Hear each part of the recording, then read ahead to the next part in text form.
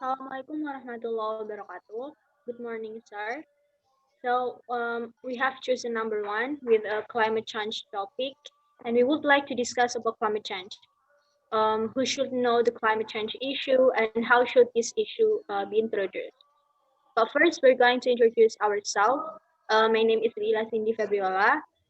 As a society or climate change activist, my student number 057. We have my friend Grahita Ananta Ratri as the government side. Her student number is 045. Let's start with the motion from government. Yeah, Please. I would like to give my first statement from the government side. So, climate change is a long-term change in climate that causes many negative effects on human life in Earth. To overcome the impact of climate change, certainly we need the role of government and all of the society. The government has made policies to overcome the climate change, such as targeting about gas emission reductions and so on.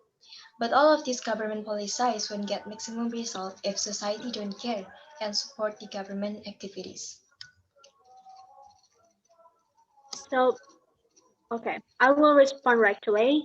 You said that the government has made policies such as targeting a reduction in gas emissions or etc. In your opinion, have there been any change in the policy? Is the work better or has the policy been implemented? Which government do you mean? Has our government done the same thing as you said? I, as a society who cares about climate change, think that it would be very arrogant if the government said we will improve the situation, reduce carbon gas emissions, greenhouse effect, and so on, as if it were easy to issue policies without doing so. You also say the government will not be optimal if the people don't care. Who reminds you to do that remind you to that the planet we live on is a dead planet. We live in a dead Earth. We, your citizens, did the demonstration, and only then did you start to thinking. We need a real action. We need a guide to live this together. Pollution is getting worse, and you still say that the government has issued policy, and that doesn't make sense. Okay, regarding to your question, is the world better? Of course, if you look at the implementation of the government, it's highly effective to overcome the negative effects of climate change. Let me tell you a little bit about the real implementation that government have did. The government policy is not just policy. The government has allocated around 75 of funds to build several support facilities to minimize the impact of climate change. For the example, the government create development priority of forest agricultures and many other green fields and also building facility that support mitigation. The government has done many things and we encourage the society to help with such simple thing as reducing unnecessary use of electricity. It still sounds hard to do sometimes, doesn't it?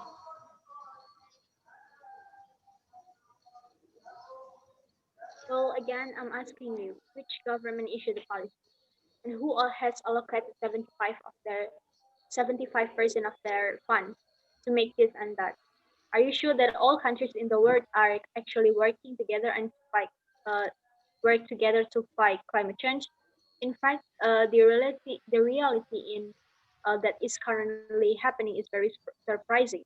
According to some sources, for example, BBC News say that America, one of the largest fossil fuel producer, is currently under the Trump administration. They are leaving Paris Agreement. And according to the Climate Action Tracker, the government has yet to initiate a green recovery, but is instead using the pandemic as justification for continuing to relax environmental regulations. And want us to follow the policy that you make, then show the policy in the news. Say broadly, spread it, fill the television with the critical state. Prove it if what you say is reality. Reality. Well, the policy and implementation that I have explained before are the policies of our government, Indonesian government, and actually most countries around the world are doing the same. And if you look at it globally, there is much cooperation between the world countries like the Paris Agreement that you have said before. 187 countries have been ratified in this agreement. Also, America left the Paris Agreement because of the unfair economic burden imposed on their business. But American government has reduced their gas emission rate successfully, and from Indonesian government, after much effort to reduce emissions, the Indonesian government finally reached its target in this year. The world appreciates the success of Indonesian government, and Indonesia also received huge compensation from the global community. But in the globally, of course, this climate change issue is more comprehensive, and the international government still working hard at tackling this climate change issue. Yeah. I really appreciate the achievements of Indonesian government in reducing carbon dioxide emission. And this proves that despite being a developing country, our country is not giving up in overcoming climate change with all its obstacles. And the biggest obstacle is the economy. But however, we did it, didn't we?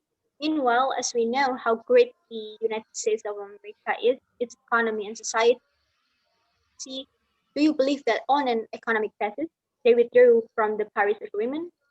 Meanwhile, for a long time since the election of Trump, they have avoided cutting carbon. Not in economic problem, but in indecisiveness and unwillingness to take risks for their industry. They are afraid that they will not be able to produce fossil fuels because they are the biggest producer. And if it's true that America has succeeded in reducing its carbon emissions, why does America still the emitter gases along with the China and India?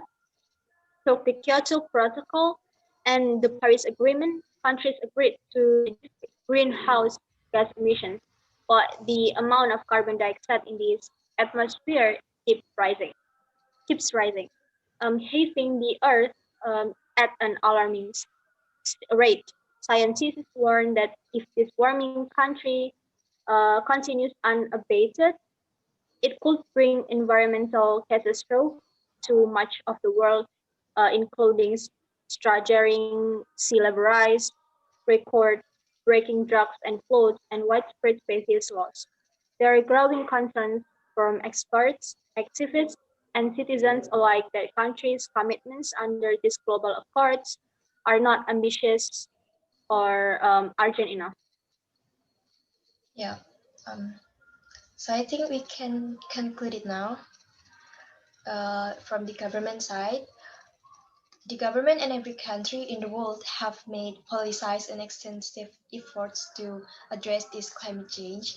Countries around the world are also doing cooperation together dealing with this issue, and governments will continuously work hard to reduce emissions and other efforts that can save our Earth from the effects of climate change. And government also need the help and contribution of all the society. We all have to know, understand about the climate change issue, and we have to be aware about it. Then also move together to tackle the climate change. So that's all from my opinion. My opinion from the government side. Thank you. Okay. As the society or climate change activist, I wanna give a conclusion about all of my statements for now. That we live in a post-truth society today, and we don't care that we have lost empathy.